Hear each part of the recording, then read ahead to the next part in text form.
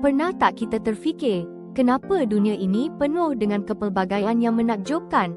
Ada pelbagai bangsa, bahasa, dan budaya yang unik. Dari hutan rimba menghijau hingga ke padang pasir membentang luas, setiap sudut bumi menyimpan kisah dan identiti tersendiri. Semuanya bukan kebetulan. Di sebalik semua kepelbagaian ini, ada satu kasih agung menyatukan kita. Tuhan pencipta kita, Dia sayang sangat kat semua orang. Tak kira dari mana pun kita datang, apa pun warna kulit, atau bahasa apa yang kita tuturkan, setiap budaya, setiap kehidupan, semuanya ada dalam rancangannya yang indah dan sempurna.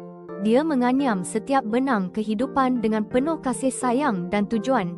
Ini bukan sekadar kebetulan, ia bukti nyata kasih Tuhan yang tiada bersempadan.